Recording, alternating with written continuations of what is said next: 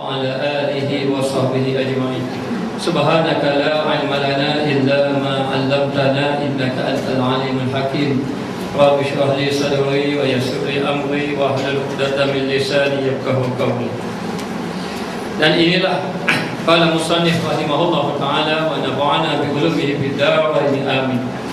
Dan inilah seperti barang yang ada kamu rada bagi mazhab yang mukhalif, bahawa ada maklum bagimu tiada bahawa ada mazhab bagimu. Kemudian keadaan yang maklum kembali kepada ilmu dan juga rada dan juga mahabbah. Sesungguhnya ada dengan hakikatnya dengan ilmu dengan mazhab yang mukhalif tiada bagi mazhabnya, maka demikianlah rada dengan mahdi. Jadi ini berkaitan dengan apa yang Allah timpakan kepada kita. Dalam kehidupan kita ada nikmat, ada musibah. Kadang ada nikmat, kadang ada musibah, kadang ada kebaikan. Jadi Allah Subhanahu Wa Taala menetapkan kepada kita supaya buat kebaikan. Jadi dia suruh kita buat kebaikan. Kemudian bila seseorang itu buat kebaikan, apabila Allah Ta'ala beri satu musibah sebagai contoh, maka kita kena sabar. Walau bagaimanapun kebaikan dan keburukan itu semuanya datang daripada Allah Subhanahu Wa Ta'ala. Memang kejahatan keburukan itu daripada Allah, tetapi kejahatan itu tidak dikehendaki oleh Allah. Lalu dikatakan di sini, dan inilah seperti barang yang ada kamu rada bagi mazhab yang mukhalif. Apa mana mazhab sini? Mazhab Syafi'i bukan. Mazhab ini boleh dikatakan satu pegangan. Pegangan yang mukhalif, yang bercangkah ataupun yang berlawanan. Jadi maknanya sekarang ini dikatakan bahawa kita kena rada dengan qada Allah, kita kena rada dengan ketetapan Allah. Satu, kita kena rada dengan apa yang Allah Ta'ala timpa, contohnya musibah. Kemudian kita kena rada pada musibah satu, kita kena rada kepada Allah yang menurunkan musibah. Dan kita juga kena rada dengan apa yang telah Allah Ta'ala tetapkan kepada kita. Maka kita kena sabar dengan apa yang telah ditetapkan oleh Allah. Baik. Tapi bila katakan Allah Ta'ala beri kita sakit sebagai contoh, sakit ni benda yang orang tidak mahu, benda orang yang tak suka. Adakah kita tidak suka dengan sakit itu dikira kita tidak reda dengan Allah? Kita tak suka. Siapa suka sakit? Cuba katakan. Tak ada orang suka sakit. Tapi sakit itu datang daripada siapa? Sakit itu datang daripada Allah. Maka kita kena faham begini, kita ini reda dengan apa yang Allah Ta'ala timpakan. Maknanya musibah dan sebagainya. Tapi kejahatan itu memang pasti kita tak suka. Yang sehat, yang sakit kita nak sehat. Yang orang buat jahat itu memang daripada Allah. Tapi kejahatan itu kita tak suka kejahatan. Hanya kita tahu kejahatan itu daripada Allah Subhanahu Wa Taala. Lalu dikatakan di sini, maka kamu seperti barang yang ada kamu rada. Maka apa yang ada itu kamu rada daripada Allah bagi mazhab yang mukhalif. Bahawa ada maklum bagimu tiada bahawa ada mazhab bagimu. Maknanya kemudian keadaan yang maklum kembali kepada ilmu dan juga rada dan juga mahabbah. Apa maksud dia ni? Peningat tak faham? Saya pun tak faham. Baiklah, ginilah. Yang pertama, dia nak bicarakan, dia ada kaitan yang sebelum daripada ni. Satu, ketetapan Allah. Contohnya musibah sebagai contoh. Kita contohkan sakit lah. Sakit ini daripada siapa? Daripada Allah. Maka kita kena reda yang memberi sakit Allah. Yang kedua, kita kena reda atas sakit tu. Yang ketiga, kita kena reda hukum yang Allah Ta'ala tetap kepada kita sakit. Allah Ta'ala tetapkan kita sakit. Ada orang sakit, ada orang sihat. Alhamdulillah, Allah Ta'ala bagi kita sihat. Tapi orang sihat tak sebenarnya sihat, kadang-kadang masa dia sakit. Jadi kita kena reda apa yang Allah Ta'ala hukumkan sakit itu kena pada kita.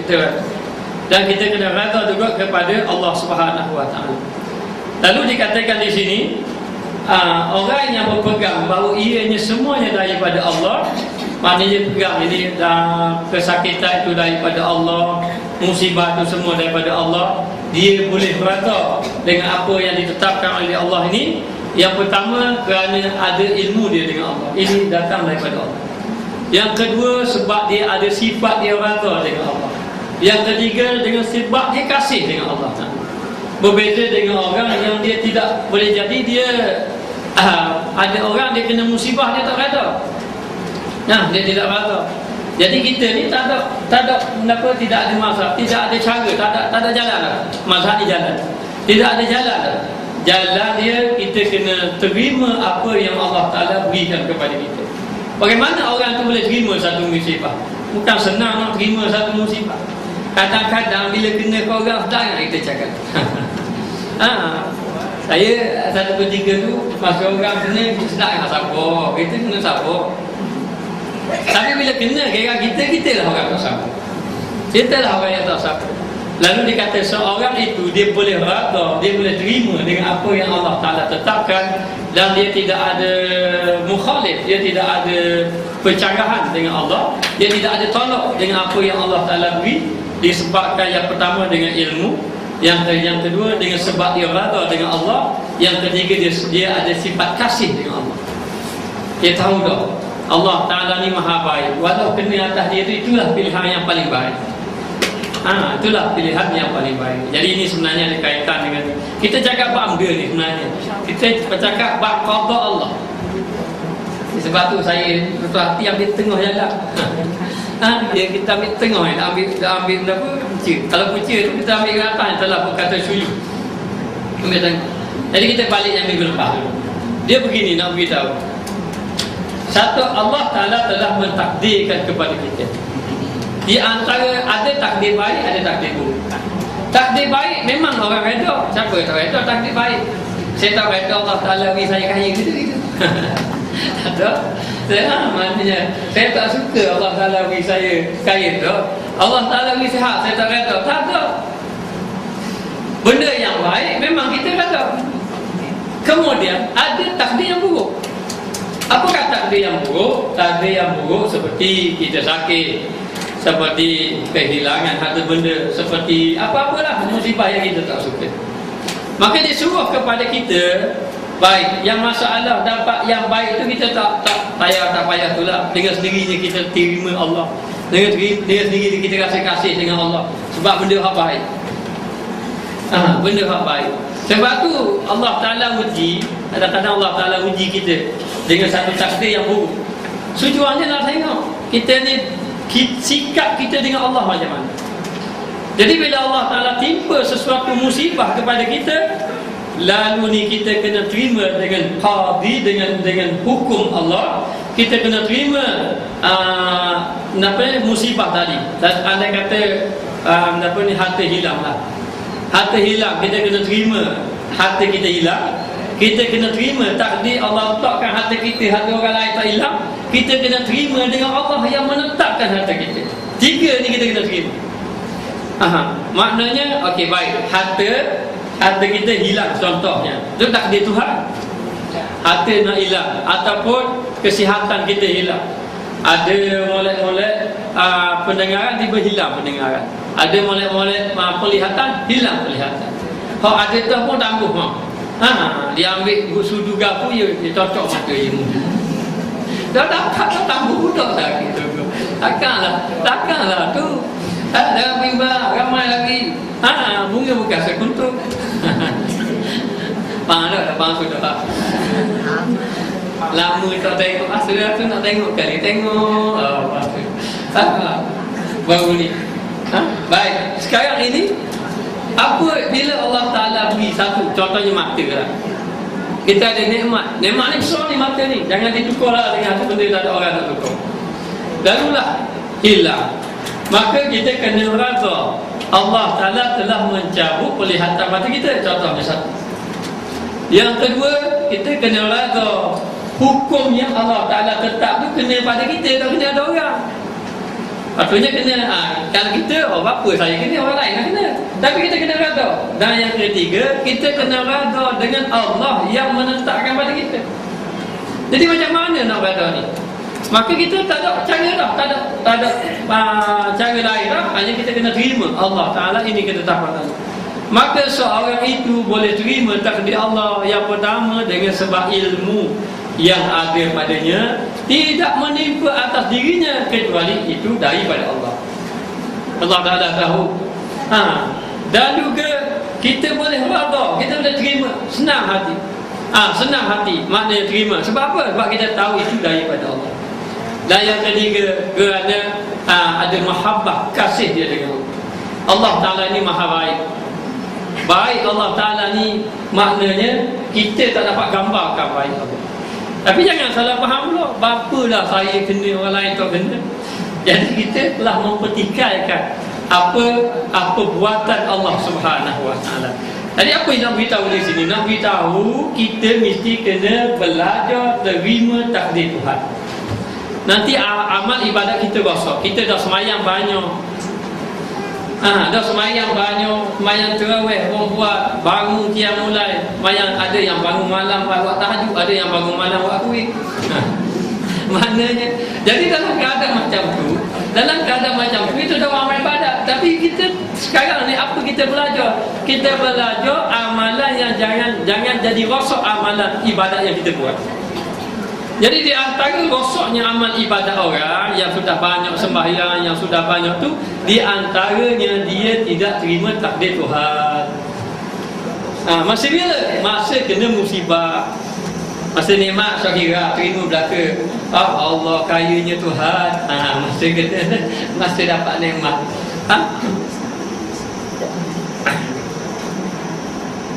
Maka sesungguhnya adalah dengan hakikatnya, dengan sebenarnya, dengan ilmu, dengan mazhab yang mukhalif, tiada bagi mazhabnya. Maka demikianlah redha dengan Mahdi. Mahdi ni redha dengan Tuhan di mazhab yang mukhalif. Mana mukhalif? Boleh bantu saya? Bercanggah. Betul kalau ikut kamu ni bercanggah.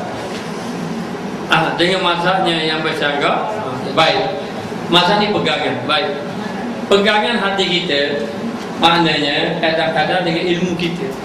Dengan ilmu kita, bila kita kena musibah, kita rasa begini. Kita rasa, kenapa Allah Ta'ala beri pada saya gitu? Ikut ilmu kita, kita nak sihat, betul? Ikut ilmu kita, kita nak baik. Itu ilmu kita. Maknanya. Tapi Allah Ta'ala beri benda yang bercanggah dengan kita. Orang fakir dia nak kaya, orang kaya yang sakit dia nak sihat. Maka Allah Ta'ala kadang-kadang dia menimpa sesuatu hukum tu dengan perkara yang mukhalif, dengan pegangan yang berlawanan dengan kehendak dia. Kehendak kita, cuba tanya kehendak kita, semua molek belaka. Kalau orang tanya kehendak saya nak jadi kaya raya, saya nak jadi ulama besar, kehendak kita. Tapi yang mukhalif dengan kita apa? Allah Ta'ala beri setara ni saja. Kenapa? Kerana Allah Ta'ala maha mengetahui. Mu ni orang macam mu ni, kalau dia hati banyak jadi sombong, tak kenal orang. Kalau jadi ulama besar kok jadi sombong lagi. Jadi Allah Ta'ala menetapkan sesuatu. Lalu dikatakan di sini, maka dengan demikianlah redha dengan Mahdi, maka demikianlah dengan demikian pegangan dia tadi, maka dia redha dengan Mahdi. Mahdi ni siapa? Allah. Kena redha dengan Allah. Ta'ala ni dia bagi ikut kemampuan kita. Allah Ta'ala beri ni untuk bertepatan dengan keadaan kita. Maka jika dikata orang yang redha, adakah dapat bertambah? Adakah dapat bertambah? Dia ada orang yang redha dengan Allah, adakah dia akan bertambah nikmat dia? Kata setengah pendapat, bahkan ya, dengan syarat khair, dengan syarat kebaikan. Ada kebaikan, khair, dan juga salah pun keelokan. Tiada dengan hukum maka tiada mengeluarkan akan dia yang demikian itu daripada redha, tetapi menunjukkan atas redha, maka iaitu terlebih aula, iaitu terlebih utama, kerana bahawasanya orang yang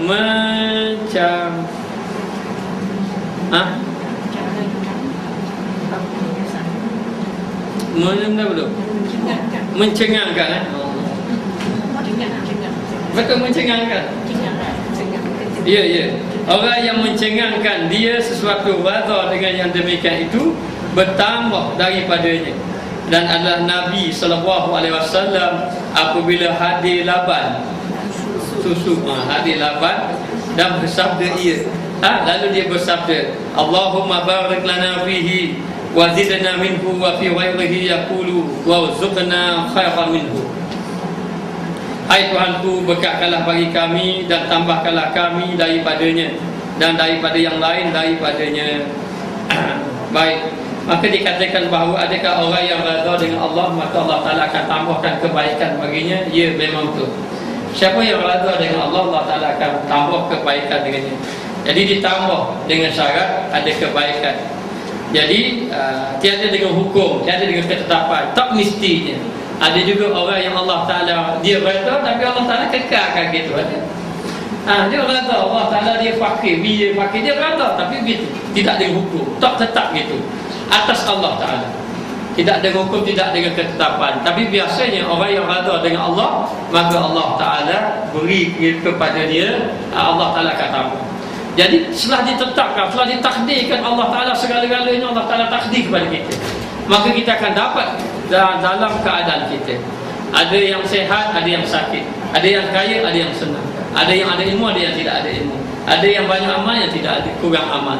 Maka semua telah ditetapkan oleh Allah Ta'ala mengikut ketetapannya.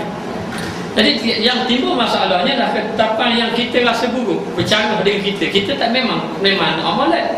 Jadi benda itu bercanggah dengan kita. Tapi apabila kita memahami ini datang daripada Allah, macam mana kita boleh faham? Dengan ilmu. Dan kita pun boleh redha. Sampai kita ada ilmu, kita redha dengan Allah Ta'ala. Orang redha dengan Allah Ta'ala ini, kalau Allah Ta'ala beri apa sahaja musibah, yang pertama dia tidak merungut. Dia tidak merungut dengan apa yang Allah Ta'ala beri pada dia. Yang kedua, maknanya bila dia kena musibah, bukan kau jauh, dia dekat dengan Allah. Dia dekat dengan Allah. Dan seterusnya, kadang-kadang semakin orang yang boleh terima takdir Tuhan ini, dia bila kena musibah, dia bukan semakin itu, dia semakin kasih dengan Allah. Allah Ta'ala ni dia kasih dengan hamba dia melalui apa? Dengan musibah. Seorang hamba Allah Ta'ala datang jumpa saya. Yang datang ramai, siapa tak boleh khabar. Dia datang cerita, kita memelukirlah Ustaz, kacau. Siapa satu cerita, dia pun mula menangis. Cerita sedih, saya pun sedih, lebih sedih daripada cerita ibu mertua. Sedih ya? Kita rasa nak menangis, sedih. Ya, nak buat mana ni? Kita pun sedih juga. Kita fikir, kita ada masalah, orang lain berat lagi masalah pada kita. Kita. Itu sekarang ni beginilah. Saya kata kepada dia, saya teringat kata Syekh yang datang. Syekh mana dia? Dia kata, Ustaz, orang akhir zaman ni kalau nak masuk surga dengan amal ibadat berat, dia tu. Amal ibadat kosong dan sebagainya. Jadi jalan dia kata, di antara jalan ni jalan musibah, jalan takdir yang Allah Ta'ala timpakan pada kita, yang takdir yang mukhalif dengan kita, yang bercanggah dengan kehendak kita, Allah Ta'ala timpa. Jadi boleh jadi dengan kerana Allah Ta'ala nak bersihkan dosa-dosa kita, kafarah kepada kita. Maknanya biarlah diazabkan dunia, tapi jangan diazabkan akhirat. Kalau azab akhirat lagi yang bahaya, maknanya penyesalannya tidak suka. Tapi begitu disebut dalam hadis, mayuridillahu bihi khairan yusib minhu. Sesiapa yang Allah Ta'ala nak beri kebaikan, Allah Ta'ala sayang ke dia, Allah Ta'ala nak beri kebaikan, kelebihan pada dia, apa yang Allah Ta'ala beri? Yusib minhu musibah. Yang diberinya musibah. Tapi kita ni kalau kita kata kita sayang, kita tak boleh beri belaka. Anak kita sayang. Anak kita sayang. Apa anak saja kita minta kita beri belaka? Apa jadi tadi? Jadi macam anak Ustaz tadi. Mana bagi. Maka kita sayang. Biar kita sayang dia buat salah kita apa ni? Lebih amarah dia. Maka begitu Allah Ta'ala dia kasih kepada hamba-Nya. Dan Allah Ta'ala nak tengok kita rata tak dengan takdir Tuhan. Bila kita rata, lalu Allah Ta'ala tambahkan. Lalu disebut di sini sehingga Allah Ta'ala mencengangkan. Apa makna mencengang? Tidak disangka-sangka. Allah Ta'ala beri nanti bila kita rata, lalu Allah Ta'ala beri rezeki kepada kita dalam keadaan kita tidak sangka-sangka. Tak sangka-sangka dapat. Maknanya ramai orang yang tak mikir di Mekah sampai ke Mekah. Duduk depan Kaabah menangis, ya Allah, Allah. Tidak tergambar. Nangis ada dua, bukan nangis sedih, nangis gembira. Gembira. Jadi nak beritahu banyak rezeki yang Allah Ta'ala beri tidak disangka-sangka. Dengan sebab apa? Dengan sebab dia rata dengan Allah, dia dekat dengan Allah, dia terima apa ketetapan Allah. Lalu dikatakan di sini Nabi SAW apabila hadir laban ini susu. Nabi ini suka minum susu kambing di antara. Nabi suka minum susu. Lalu dikatakan dan bersabda ia, Allahumma barik lana fima razaqtana. Betul? Allahumma barik lana fihi wa zidna minhu wa fi ghairihi yaqulu warzuqna khairan minhu. Wahai Tuhanku, Allahumma tu ya Tuhanku, ya Allah, berkatkanlah bagi kami apa yang Allah Ta'ala kurniakan kepada kami. Apa makna berkat? Ziyadatul khairi, bertambah kebaikan. Berkat ni bukan kata banyak. Maknanya dengan sabit kita dapat benda itu yang sedikit tetapi jadi dapat kebaikan banyak. Lalu dikatakan berkatkanlah bagi kami dan tambahkanlah kami daripadanya. Dan Nabi minta tambah. Kita tidak ada masalah kalau Allah Ta'ala beri rezeki kita minta tambah. Tapi jangan kita minta tambah je rezeki, kita tak tambah ibadat. Kita minta tambah daripadanya, daripada rezeki tadi dan pada yang lain daripada susu tadi minta, dan lain daripadanya ataupun yang lain daripadanya minta Allah Ta'ala tambahkan. Jadi syarat Allah Ta'ala tambah rezeki kita dengan sebab apa? Dengan sebab kita rada dengan Allah. Dengan sebab kita ini maknanya kasih kepada Allah. Dengan sebab kita yakin dengan Allah. Dengan sebab kita ibadah kepada Allah Ta'ala. Lalulah dengan sebab itulah nanti Allah Ta'ala akan tambah kepada kita. Tentang tambah ni kita serah pada Allah. Jangan kita pandang-pandang, ya Allah kita ada sebuah nak buat dua buah. Akhir kali hilang. Hilang terus kereta. Jadi tambah ni kita serah pada Allah. Dan dikatakan dan bersabda ia dan rezekikan kami yang terlebih kebaikan. Kebajikan itu kebaikan. Khairan minhu, yang lebih baik daripadanya. Dan rezekikan kepada kami yang lebih baik daripadanya. Ada isteri Nabi, tapi saya lupa nama apa. Suami dia mati. Salamah. Ya, Salamah. Ummu Salamah. Mana banyak lupa lagi. Ummu Salamah. Jadi Ummu Salamah ini suaminya mati. Isteri dia tahu suami dia berada. Dia tahu suami dia berada. Orang lain dia boleh takut. Orang lain tengok, oh ustaz ini bagus ni, pakai juga serban bagus. Isteri kata mendigo. Aku kenal muda rumah. Maknanya. Jadi nak beritahu Ummu Salamah ni dia tahu suami dia berada. Dia tahu suami dia berada. Lalu dalam ketika itu Allah Ta'ala uji suaminya mati, meninggal. Di mana kan tu cari ganti. Lalu dalam keadaan macam tu dia pun Allah sedihlah, sedih. Dia pun sedih. Bila dia sedih, Nabi ajar dia doa. Apa doa pun saya tak ingat lah. Doa ni pun saya tak saya tak ingat lah doa. Jadi bila doa dia minta, dia antara doa, ya Allah ya Tuhanku, gantikanlah yang lain yang lebih baik daripada dia. Yang lebih baik daripada dia. Jadi dia pun bacalah doa tadi yang Nabi ajar. Lalu dia terfikirlah, siapa lebih baik pada suami saya? Jadi dia merasakan bahawa tak ada yang lebih baik daripada suami dia. Itu bagus. Maknanya dia tengok ada suami saya yang paling baik sekali. Lalu dalam keadaan macam tu dia pun terfikir. Tapi doa ini diajar oleh Nabi. Diajar oleh Nabi bila suami dia meninggal. Apalah dia berdoa biar Allah Ta'ala yang lebih baik daripada dia.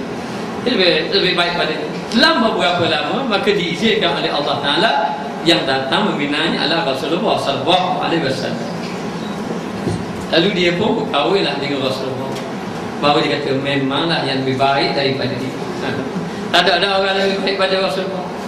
Lalu dikatakan bahawa kita boleh minta Allah Ta'ala rezekikan kepada kita lebih baik. Tapi ingat, kadang-kadang Allah Ta'ala hilangkan kita satu rezeki, kita minta lebih baik, tapi Allah Ta'ala tak ganti yang tu, Allah Ta'ala ganti yang lain. Kerana Allah Ta'ala tak ikut kita kena ikut Allah. Lalu diberilah kebaikan rezeki. Sebab itu kita kata jalan, maknanya jalan kita mendekatkan diri dengan Allah ini, kita kena terima takdir yang telah ditetapkan oleh Allah. Dan pada suatu tempat, daripada tempat itu tiada menunjukkan atas bahawasanya tiada rada dengan barang yang ditakdirkan Allah Ta'ala baginya yang demikian itu. Maka jika engkau kata, maka tiada menyebut Nabi sallallahu alaihi wasallam akan istisna. Istisna ni pengecualian. Pengecualian ni maknanya biasanya istisna ni dikaitkan dengan apa ni? Insya-Allah. Insya-Allah, dan juga syarat kebajikan dan juga salat kebaikan. Maka ketahui olehmu bahawasanya pekerjaan ini sebenarnya adalah ia dengan hati, dan sesungguhnya dikatakan dengan lidah itu ibarat daripada demikian itu. Jadi baik. Jadi bila kita katakan bahawa Nabi pun minta lebih baik, Nabi tak sebut insya-Allah. Jadi insya-Allah ini berkaitan dengan hati. Kita dalam hati memanglah kita memegang bahawa segala-galanya daripada Allah Ta'ala. Orang macam kita ni kena, kalau nak buat satu-satu perkara memang kena letak insya-Allah. Kalau kita tak letak insya-Allah, maknanya kadang-kadang boleh jadi kita mungkin janji satu, boleh jadi kita akan diganggu oleh syaitan agar tidak menunaikan kehendak dan sebagainya. Lalu dikatakan di sini, dan pada satu tempat daripada dua tempat itu tiada menunjukkan atas bahawasanya tiada rada dengan barang yang ditakdirkan Allah Ta'ala baginya daripada yang demikian itu. Yang apa belum kan?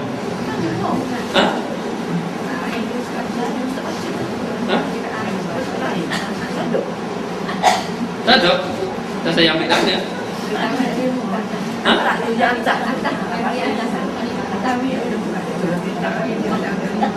Satu bukan ya.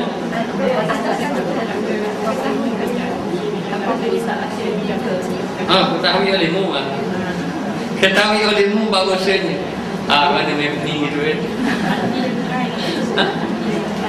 Maka bahawasanya pekerjaan ini sebenarnya adalah dengan hati, dan sesungguhnya dikatakan dengan lidah ibarat daripada yang demikian itu.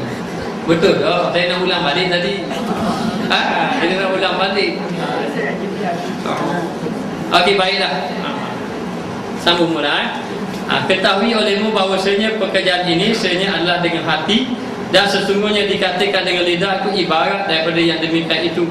Maka tiada diiktibarkan dengan mengekalkan ibarat sebutnya serta baginya dengan hati. Maka ketahuilah olehmu bahawasanya yang demikian itu, maka bahawasanya pekerjaan yang amat dicita-cita.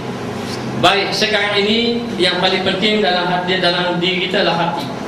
Apabila hati kita benar-benar ingat kepada Allah Ta'ala, maka walaupun kita sebut dengan lidah ini satu ibarat saja, maknanya satu ungkapan saja. Ungkapan, walaupun kita ungkapkan satu-satu doa kepada Allah Ta'ala, tetapi hati kita ini bergantung dengan Allah, terserah kepada Allah dengan apa yang Allah Ta'ala berikan kepada kita. Jadi dikatakan di sini, pekerjaan yang kita harap-harap, kita minta apa-apa daripada Allah, kita minta agar Allah Ta'ala tunaikan kita. Tapi walaupun kita tidak meletakkan perkataan insya-Allah ataupun letak syarat-syarat yang tertentu. Namun demikian kita hanya menerima apa yang Allah Ta'ala berikan kepada kita. Baik, sebagai contoh, ramai orang yang berdoa. Sebagai contoh, dia berdoa agar Allah Ta'ala murahkan rezeki pada dia. Bila dia berdoa pada Allah Ta'ala murahkan rezeki, tapi dia tak dapat apa yang dia nak tadi. Rezeki ni macam biasa saja. Hanya Allah Ta'ala beri kepada dia seperti anak yang baik, anak yang baik. Kemudian Allah Ta'ala beri kepada kesihatan yang baik. Maka sekarang ini kita ini minta lidah ni sebagai ungkapan saja.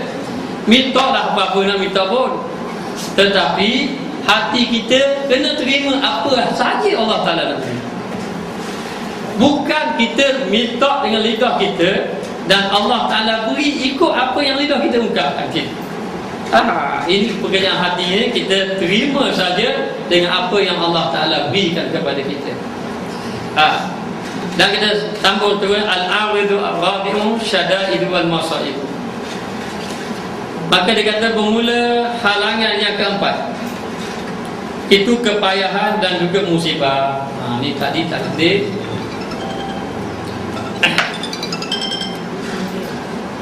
Dan dikatakan bahawa halangan yang keempat itu adalah syada'id wal masa'ib. Syada'id ini maknanya kesusahan-kesusahan dan juga musibah-musibah, yakni percubaan daripada bala Allah Ta'ala. Tidak ada manusia kecuali semuanya akan diuji oleh Allah. Allah Ta'ala uji manusia ni sebenarnya dia mengikut nilai iman seseorang tadi. Semakin tinggi nilai iman, semakin kuat musibahnya.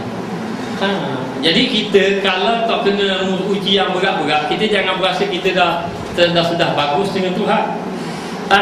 Dan kadang-kadang ada setengah orang-orang yang salafus salih, mereka itu kalau tidak ditimpa musibah, dia rasa bimbang. Kerana musibah ini satu jalan yang menunjukkan Allah Ta'ala kasih. Lalu dikatakan dan sesungguhnya adalah yang memadakan akan dia dengan sabar.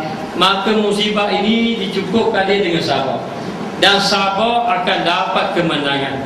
Jadi bila Allah Ta'ala timpakan satu musibah, tidak ada jalan lain kecuali kita sabar. Ada tak jalan yang dapat selesai daripada musibah? Tak ada jalan sabar.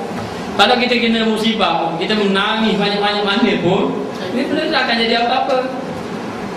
Tapi banyak kadang-kadang bila orang kena musibah, dia jadi berubah. Saya jumpa seorang hamba Allah, dia ni ada anak, tapi anak dia yang ada seorang anak yang dikasih. Anak yang dikasih ini Allah Ta'ala bagi sembahyang tak tinggal dan baca doa pun pandai. Hak lain tu tak boleh ngaji pun, berat-berat belakang.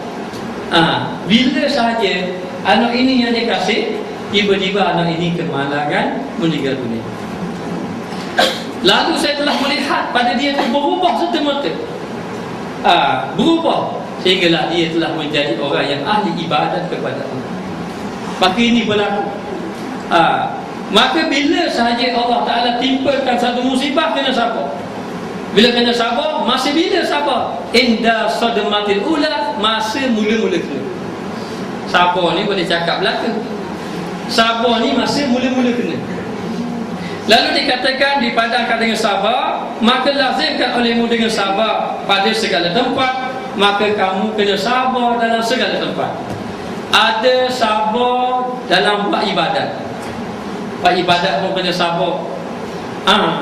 Kenapa yang payah pada ibadat? Payah pada ibadat adalah istiqamah. Istiqamah.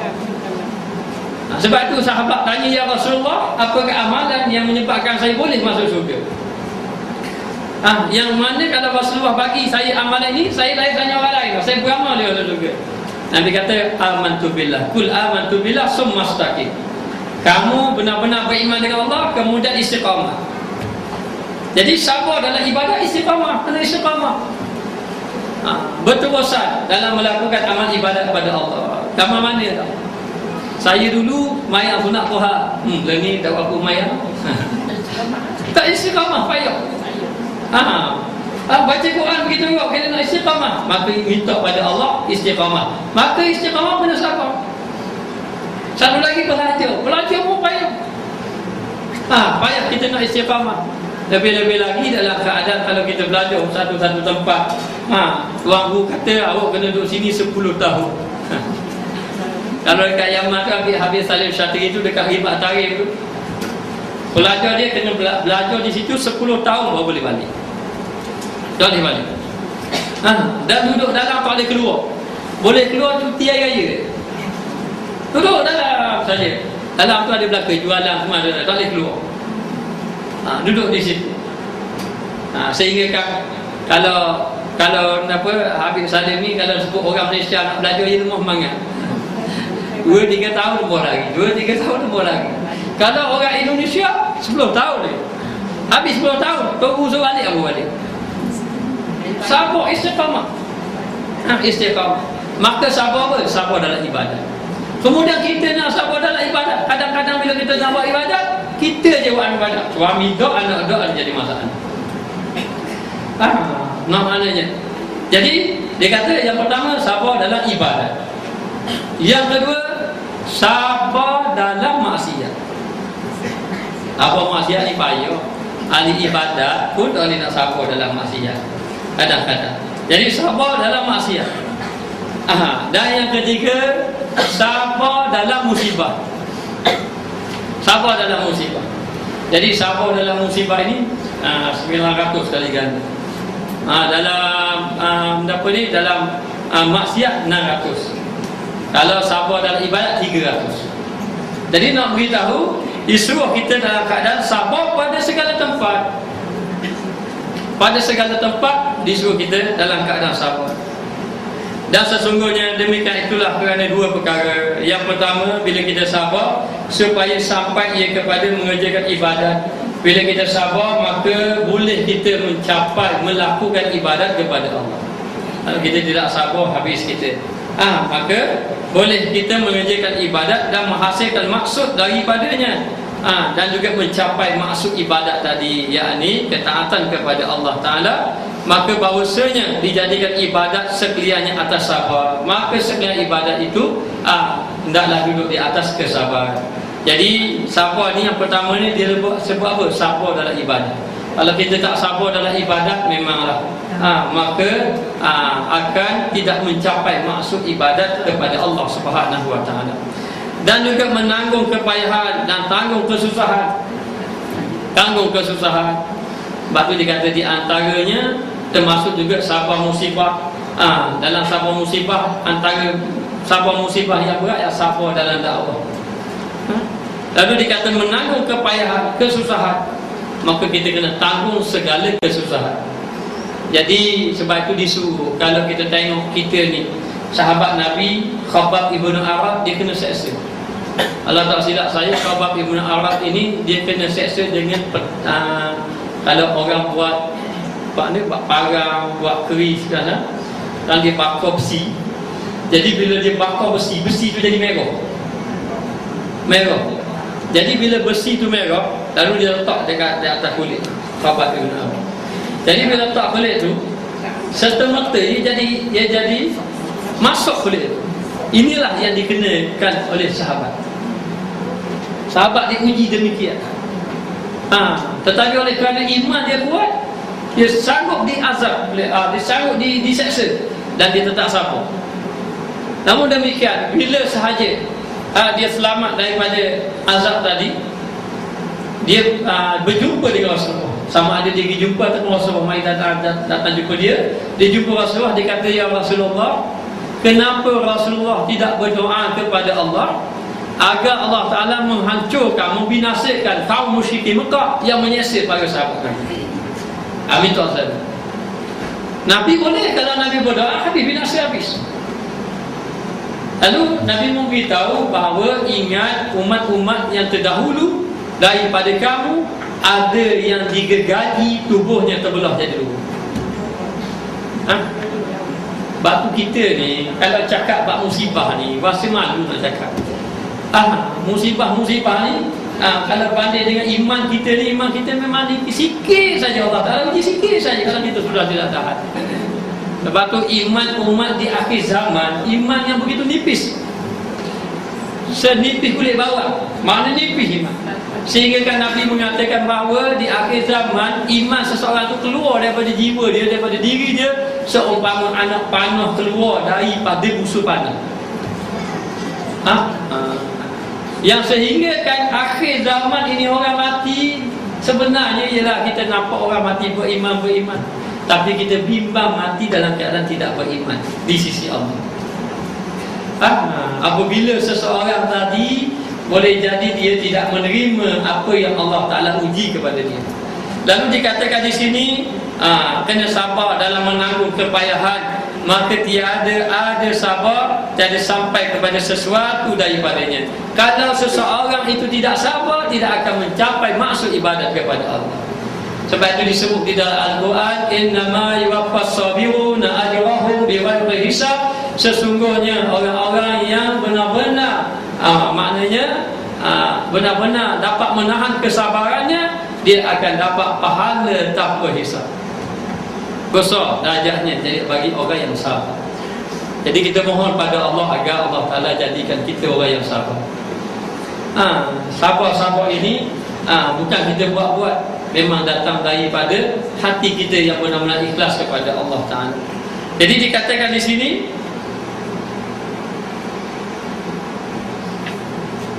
tiada sampai ia kepada suatu daripadanya dengan hakikat. Dengan hakikat, dan yang demikian itu dengan sebenar-benarnya, yang demikian itu bahawasanya barang siapa qasad akan ibadat bagi Allah Ta'ala, kalau dia benar-benar qasad kepada Allah Ta'ala melakukan amal ibadat, maka dia hendaklah sabar dengan apa musibah, dengan apa ujian daripada Allah Subhanahu Wa Ta'ala. Jadi banyak ujian yang Allah Ta'ala timpa, halangan-halangan yang kita nak timpa, nak sampai kepada Allah. Jadi bila kita nak sampai kepada Allah, kita ini kena tumpu betul-betul kepada ibadat kepada Allah, dan jangan hiraukan halangan-halangan yang mengganggu kita. Maka dikatakan bahawa mesti kita menjadi orang yang sabar di atas segala keadaan yang berlaku. Lebih-lebih lagi, terutamanya dikata di sini, sabar dalam ibadat kepada Allah Ta'ala. Lalu disebut di dalam Al-Quran, walanabluwannakum bisyai'in minal khawf. Aku akan uji orang-orang yang beriman daripada ketakutan. Orang-orang yang beriman ini diuji dengan perasaan takut. Kalau sahabat Nabi itu dia dahulu nak beriman, takut-takut. Siapa nak takut kalau tengok beriman kena seksa depan mata? Orang beriman kena seksa depan mata dalam keadaan takut-takut. Takut-takut. Sehingga kan ada sahabat yang ingin berhijrah dengan Rasulullah. Dia berhijrah dengan Rasulullah, dia hijrah malam-malam. Dia bawa anak dia, dia bawa isteri dia. Anak dia kecil, masih lagi menyusu ketika itu. Jadi dalam keadaan macam ni, bawa isteri dia. Tiba-tiba masih nak pergi meninggalkan kota Mekah, dalam perjalanan jumpa orang musyrikin Mekah. Lalu bila jumpa orang musyrikin Mekah nak bunuh dia. Lalulah akhir sekali dia selamatkan diri dia. Lalu lari dia, berpisah dia dengan isteri. Dia berpisah, suami berpisah, isteri berpisah, anak kecil berpisah. Orang kafir musyrikin Mekah ni tak boleh suami biar isteri tak apa, balik jadi murtad. Lalu dia pisahkan. Bayangkan anak tadi menyusu, dia pisahkan dengan ibu dia. Lalulah sehingga wanita tadi setiap petang duduk kat padang pasir menangis. Menangis. Katanya hampir setahun ke 2 tahun gitu keadaan dia. Menangis. Maknanya kerana dipisahkan suami, isteri dan anak yang masih menyusu. Lalu dalam keadaan macam tu, tapi biar kali dia menangis, bukan dia rasa kasihan belah, tidak. Mana dia boleh selesaikan masalah, tapi murtad, kembali kepada agama menyembah patung berhala. Jadi wanita tadi tetap tahan dalam keadaan macam tu. Akhirnya datang seorang yang rasa kasihan, yang ada pangkat juga di kalangan musyrikin Mekah, minta hantar baliklah dia, jangan buat seksa pada wanita ini. Sehinggalah dipertemukan anak dia tadi dengan tu. Lepas tu kata, kamu nak pergi seorang diri dekat padang pasir, pergi ke Madinah. Jadi pergi ke Madinah ni seorang diri bagi orang perempuan ini atau wanita ini satu yang bahaya. Seorang diri. Lalu dia pun tawakal pada Allah, dia pun pergi. Bila pergi jumpa sahabat. Bila jumpa sahabat kata tak pantas, tak elok kamu seorang diri, mai aku hantar. So sahabat ni duduk jauh ikut dari belakang. Lelaki tadi duduk jauh depan, perempuan duduk belakang. Perempuan duduk belakang, tak cakap siapa-siapa dekat kota Madinah. Lalu dipertemukan di antara isteri dan anak dan sebagainya. Maka ini di antara ujian para sahabat. Allah Ta'ala kata, walanabluwannakum bisyai'in minal khawf, aku akan uji orang yang beriman daripada ketakutan. Adakah kita hari ini diuji dengan ketakutan? Ada. Ada tak kita diuji dengan ketakutan? Ketakutan dari segi iman? Tidak ada. Tapi Allah Ta'ala kata, orang yang di antaranya diuji dengan ketakutan, minal khawf wal ju'i, dan diuji dengan kelaparan. Diuji dengan kelaparan, sahabat-sahabat Nabi berlapar. Kita berlapar bulan Ramadan je. Itu pun bila buka puasa makan, ya Allah. Maknanya. Dan diuji dengan kelaparan, tak ada makanan. Duduk dekat lereng bukit. Masa orang-orang pulau sahabat Nabi duduk dekat lereng bukit, tak ada makanan. Tidak ada makanan. Kalau ada makanan, dia panggil catu. Mana ambil sikit-sikit je. Dan ketika itu selalu sering budak-budak kecil menangis. Tak cukup makan. Diuji dengan kelaparan. Minal khawfi wal ju'i wa naqsim minal amwal, dan diuji dengan kekurangan harta benda. Kita kadang-kadang boleh jadi diuji ni. Lapar rasa tak ada rasa. Maknanya banyakkan orang sihat-sihat tak. Bagi yang lapar ke, wa naqsim minal amwal, dan diuji dengan kekurangan harta benda. Ini diuji oleh Allah Ta'ala. Maka Nabi khabar kepada Khabbab, wahai Khabbab, sesungguhnya orang-orang yang terdahulu itu dia akan diuji oleh Allah Ta'ala dengan ujian yang lebih berat lagi. Maka dikatakan bahawa orang yang benar-benar sabar kepada Allah, dia ini akan mencapai ibadat kepada Allah, dan bersunyi ia baginya, berhadaplah akan dia kepayahan. Jadi dia maknanya dia menghadapi kesukaran tadi, dan dia menghadapi kepayahan dan percubaan daripada beberapa jalan, daripada beberapa sudut, ataupun daripada beberapa beberapa jalan. Maknanya dengan dikata beberapa cubaan yang kena atas dia tetap sabar di atas ujian Allah Subhanahu Wa Taala. Jadi ada satu cerita seorang ahli keluarga yang susah. Susah, dia tidak ada makanan langsung, dan anak dia selalu menangis di rumah. Lalu dia pergi keluar cari makanan, tidak ada, cari kerja tidak ada. Lalu satu hari dia ini pun duduk di satu masjid, dan dia pun berzikir banyak-banyak. Lalu dia kata, ya Allah, aku sudah usaha, dah hampir-hampir putus asa. Bukan tak usaha cari kerja tak ada. Maka di keluarga dia sempat berlapar 2-3 hari. Lalu dia pun berdoa dengan Allah. Bila dia berdoa dengan Allah, mintalah pada Allah Ta'ala agar Allah Ta'ala beri rezeki pada dia untuk kehidupan dia. Jadi dalam keadaan macam tu, dia keluar pagi, dia balik malam. Bila dia balik malam, sampai kat rumah, tiba-tiba dia dengar anak-anak dia itu ketawa, macam bergembira. Dia merasa heran, macam mana betul ke anak dia gembira sedangkan tidak ada makanan. Lalulah bila dia buka pintu, tengok isterinya rasa dalam keadaan gembira, ajak masuk. Bila ajak masuk, akhirnya dia sedia makanan. Dia pun rasa heran. Dia kata, ini hasil daripada pekerjaan kamu. Suami dia makan pun dalam keadaan heran, tanya daripada mana ni. Akhirnya isteri dia kata, semasa kamu pergi bekerja, kita lapar, dalam keadaan lapar, tiba-tiba datang seorang yang tidak dikenali, memberi makanan, mengatakan ini utusan daripada tuan ataupun majikan kepada suami kamu yang bekerja tadi, ini bahagian kamu. Jadi suami dia pun heran. Isteri dia kata, kamu kerja apa? Dapat kerja apa? Dia pun tak hati nak jawab. Akhir sekali dia kata, aku tidak ada buat kerja apa-apa. Sebenarnya aku hanya menyerah diri kepada Allah, berdoa kepada Allah, sehinggalah Allah Ta'ala memberi rezeki yang ada pada hari ini. Jadi demikian. Sebab itu dikatakan bahawa kalau orang itu benar-benar sabar, dia akan dapat jalan, ataupun Allah Ta'ala akan beri jalan keluar baginya. Maka yang pertama dikata bahawasanya tiada ibadat itu melainkan dan yang pada dirinya kepayahan. Dan kerana demikianlah ada tiap-tiap yang digemarkan dan janjian daripada Al-Quran dan juga hadis akan kelebihan dan janji pahala bagi orang yang sabar. Maka orang yang sabar dia boleh tahan kepayahan.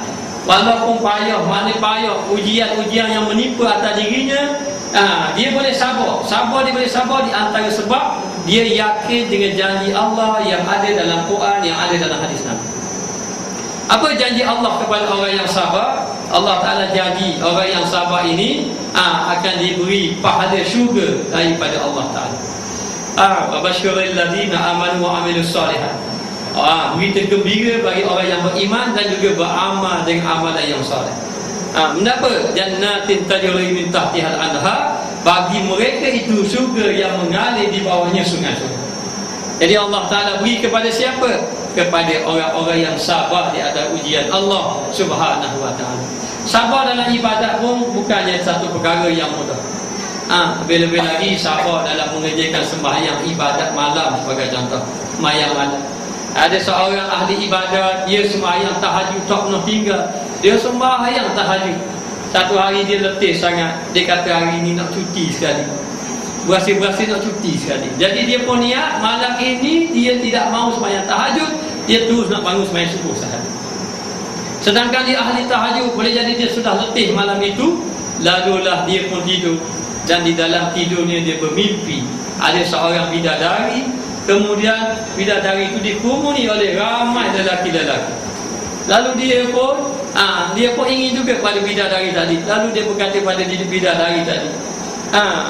Bila dia berkata pada bidadari yang dia ingin, bidadari tadi kata, sebenarnya aku ini milik kamu, tapi oleh kerana hari ini kamu tidak mau bangun malam, maka disuruh aku pilih lelaki yang ada di hadapan. Dia pun terkejut. Dia pun terkejut daripada tidur. Oh, dari main bidadari ni dia mahu ambil mayang. Ada tu, saya ingat masa belajar dulu ni, masa dah malam dulu lah. Masa belajar dulu, tuan guru dia suruh galakkan mayang malam. Jadi tuan guru kata, siapa nak bidadari bangun mayang malam. Dia kata, jadi nak beritahu janji Allah, dia percaya. Bila janji Allah percaya, lalu dia pun boleh melakukan amal ibadat kepada Allah Subhanahu wa Ta'ala, kerana dia yakin pahala.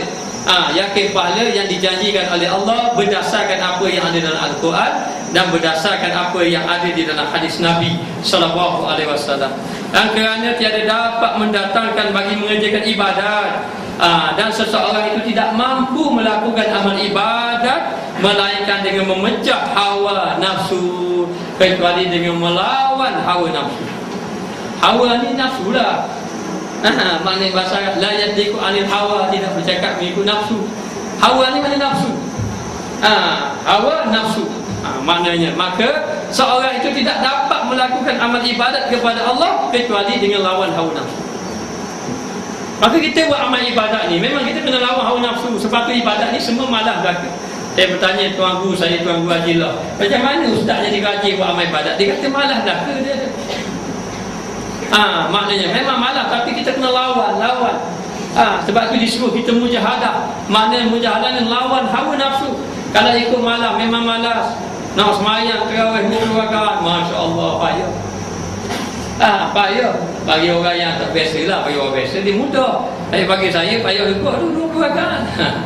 Kita jadi orang lemah lah kan. Jadi dalam keadaan macam tu, dia kata mesti kena lawan hawa nafsu. Lawan hawa nafsu. Sebab tu dia suruh apa? Dia suruh kurang makan, kurang minum, kurang tidur, kurang cakap. Boleh perkara ni? Berlawanan dengan nafsu kita ni. Kita memang nak banyak cakap, tidur pun memang nak banyak tidur.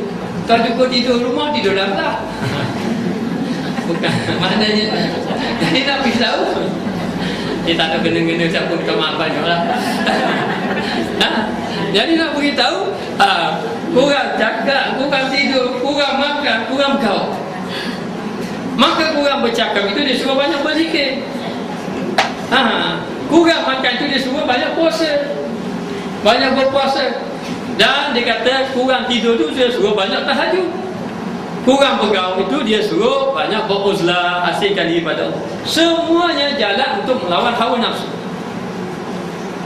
Maka dikatakan bahawa Hatim bin Asam mengatakan bahawa aku telah melihat ramai manusia itu mengikut hawa nafsu.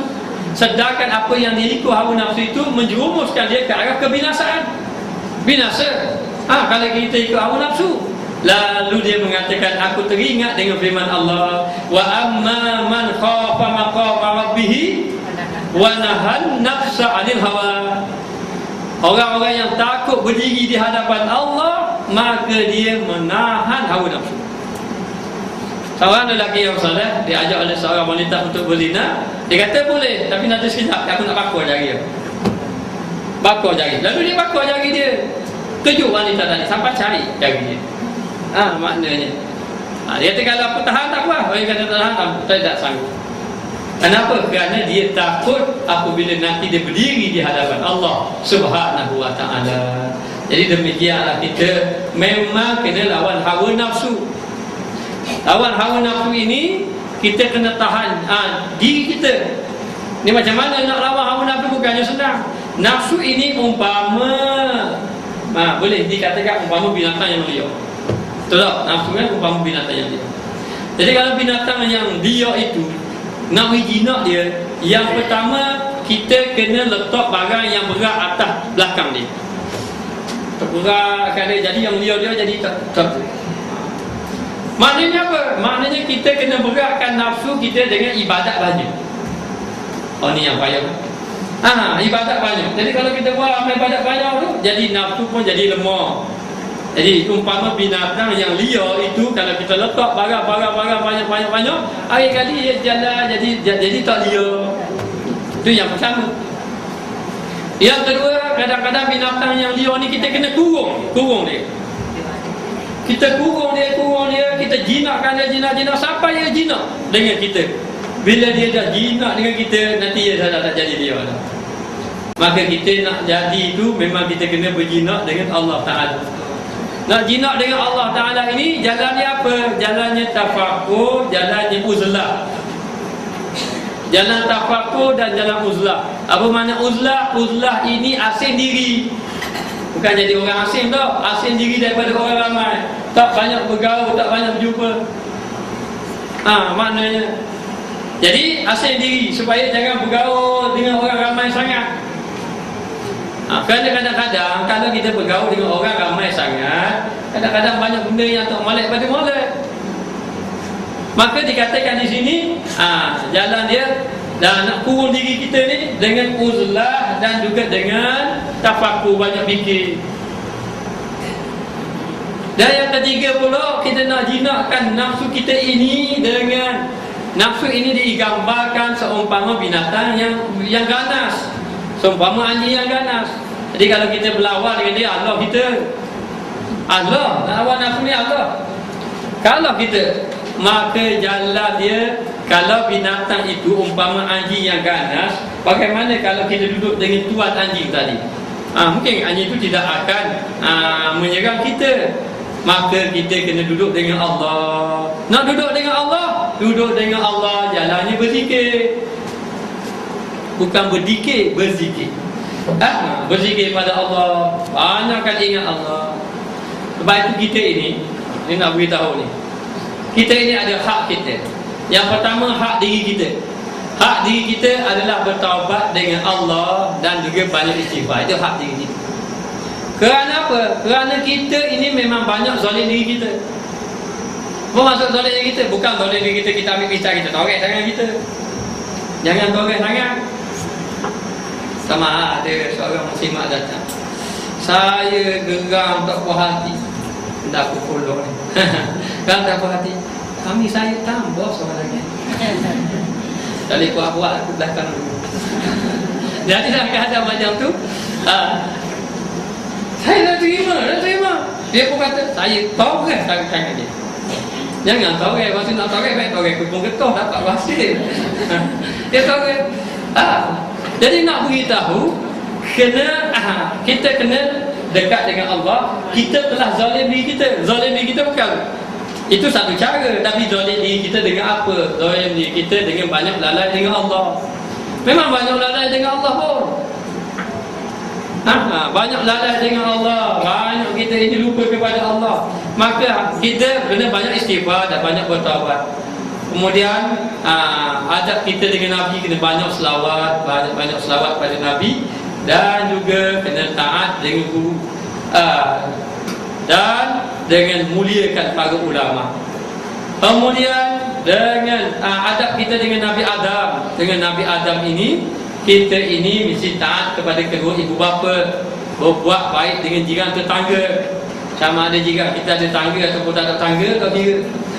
Kena buat baik dengan jiran tetangga. Dan juga sahabat-sahabat kita.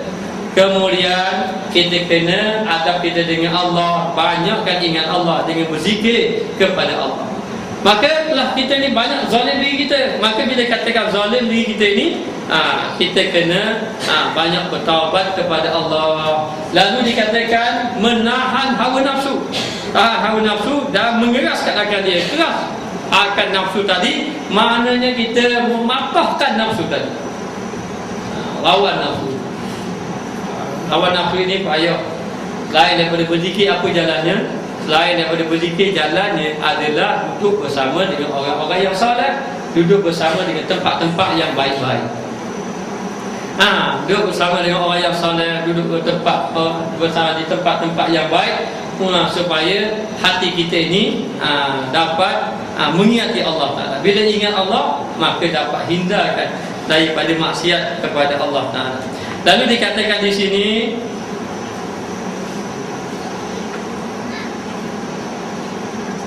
mengeraskan dia kerana ialah yang menegahkan daripada kebajikan. Kerana nafsu inilah menghalang, menegah ni menghalang kita daripada buat baik. Yang malah-malah buat baik itu adalah kerana nafsu. Kadang-kadang kita ni duduk dalam majlis ilmu sebagai contoh, mari niat dah, nanti balik nanti nak baca Quran lah, balik nanti nak berzikir lah. Tapi sampai masa kita tak buat, ada saja halangan-halangan. Apa yang menghalang kita? Yang menghalang kita adalah nafsu. Sebab tu apa guna kita belajar ilmu? Saya nak tanya, apa guna kita belajar ilmu? Nak buat amal. Tujuan amal tu untuk apa? Ilmu ini di antara guna dia adalah untuk mengetahui tipu daya nafsu. Kita belajar ilmu biar kita tahu tipu daya nafsu. Kalau kita tidak tahu tipu daya nafsu, bagaimana kita nak beramal? Nanti kita beramal dulu atas nafsu. Beramal duduk atas nafsu, rasa semayang banyak dah, padahal semayang banyak atas nafsu. Maknanya tujuan semayang banyak supaya orang tengok kita soleh, supaya orang hormat kita. Ni baru orang tengok, oh kita ni barulah orang akan pandang kita. Itu duduk atas nafsu. Atas nafsu. Jadi belajar ni biar kita tahu, supaya kita dapat kenal tipu daya yang merosakkan amal ibadah.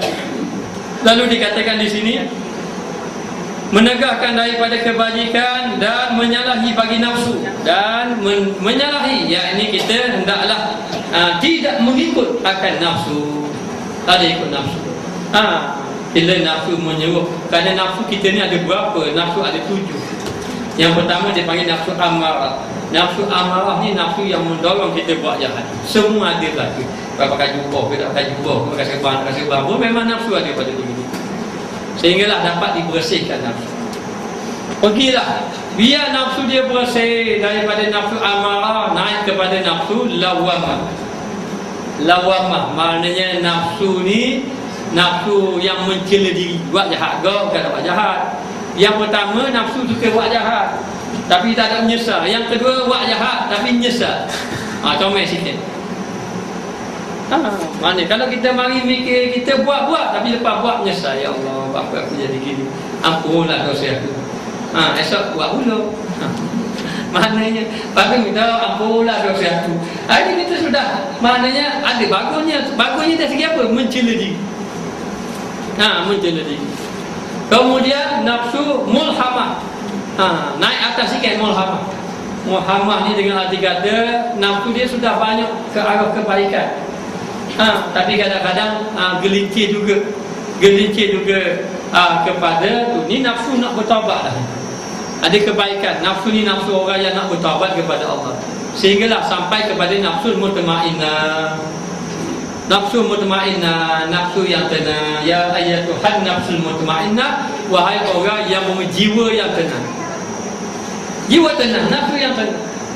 Kena musibah ke musibah nikmat sama je bagi dia. Tenang saja hatinya. Maka orang yang hatinya tenang, orang yang dapat nafsu mutmainnah, irji'i ila rabbiki radiyatan mardiyah. Masuklah kepada kamu, kepada Tuhan kamu dalam keadaan Allah Ta'ala rada. Kemudian atas lagi nafsu radiyah. Kemudian atas lagi nafsu mardiyah. Atas lagi nafsu kamilah. Ini nafsu kita. Kemudian kehidupan kita ini kadang-kadang duduk di dalam dia panggil hayawaniyah. Hayawaniyah ni mikir nak makan, nak minum, nak tidur, nak kosong. Itu hayawaniyah. Kadang-kadang syaitaniyah. Syaitaniyah ni mikir hasad deki orang. Mikir macam mana ni hasad deki. Sombong dan sebagainya. Sehinggalah naik lagi sampai kepada malakiyah. Malakiyah ni mikir nak ibadat. Ibadat, nak pahala, nak syurga. Nak pahala, nak syurga, takut neraka. Sampai kepada atas lagi Rabbaniyah. Semata-mata ibadat kerana Allah. Ada orang dia beribadat, dalam kitab hikam dia cerita, orang itu beribadat 30 tahun tak buat maksiat. Lalu Allah Ta'ala tahu, orang utusan Allah Ta'ala tahu, orang malaikat beritahu menyupai manusia biasa, dia khabar aku ni utusan daripada Allah, nak khabar kamu ibadat kamu 30 tahun itu tak layak kamu masuk syurga. 30 tahun tak layak masuk syurga. Tak layak lagi kamu masuk syurga. Dia kata apa? Dia kata aku tak peduli. Tak kira lah Allah Ta'ala nak masuk syurga ke nak masuk neraka, itu bukan urusan aku. Urusan aku ibadat kepada Allah. Urusan aku nak beribadat, nak ubudiyah pada Allah. Aku tak. Kita kalau dapat Allah neraka susah hati lalu. Susah hati lalu. Maknanya dia kata tak peduli, aku tak kira, aku beribadat ni kerana Allah. Lalu malaikat pergi jumpa Allah. Ya Allah, Engkau maha mengetahui apa yang hamba-Mu kata. Kata Allah Ta'ala, wahai malaikatku, saksikanlah bahawa aku telah ampunkan segala dosa ini. Maknanya kita jauh lagi nak ibadat yang semata-mata sebagai hamba kepada Allah. Lalu dikatakan di sini, orang itu mesti mengeraskan hawa nafsu, lawan hawa nafsu. Lawan hawa nafsu ni kena ada apa? Kena ada tafakur, kena ada zikir, kena ada muraqabah, kena ada musyahadah, kena ada suhbah bersama dengan orang-orang yang saleh. Maknanya. Dan ilmu yang dibahaskan adalah ilmu hati. Kerana hati ini yang menyebabkan seseorang itu hampir dengan Allah.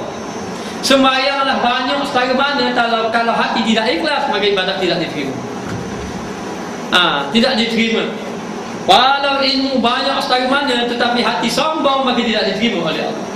Maka perjalanan yang kita nak perlu jaga adalah jaga hati, supaya amal ibadat kita benar-benar ikhlas kepada Allah. Jadi nak jaga hati, hati tempat serang hawa nafsu. Hawa nafsu kita. Lalu dikatakan bahawa seseorang tadi hendaklah dia mengeraskan hawa nafsu, mengeraskan nafsu daripada sangat suka pekerjaan atas manusia. Dan di antara pekerjaan yang paling susah adalah lawan nafsu. Lawan nafsu. Itulah payah, bukan senang. Sebab tu kadang-kadang berapa tahun dah kita semayang. Siapa boleh angkat tangan? Saya semayang kosong sungguh. Saya semayang kosong sungguh. Ustaz, siapa?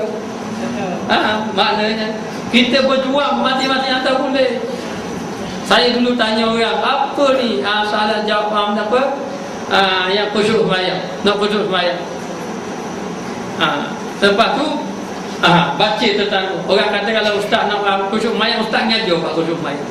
Saya ngajar di masjid datang pak khusyuk semayang, saya tak ada khusyuk semayang. Dia dah ngajar cari-cari kau boleh jalan. Rupanya kita kena faham yang lalai itu hati. Maka ikatkan hati kita dengan Allah.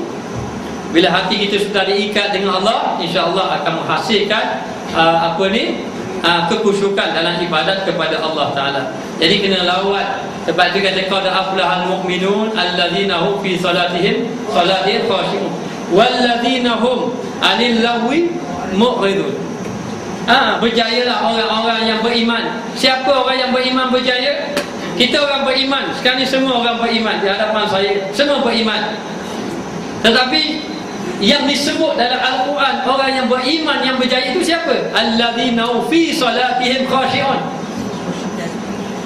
Orang yang khusyuk dalam sembahyang itu berjaya. Ada kita sangka kita sudah berjaya. Jadi macam mana nak khusyuk dalam sembahyang? Walladzina hum 'anil lagwi mu'ridun, dan mereka itu perkara-perkara yang larang mereka berpaling. Kalau mereka berpaling dengan perkara-perkara yang larang, itu boleh.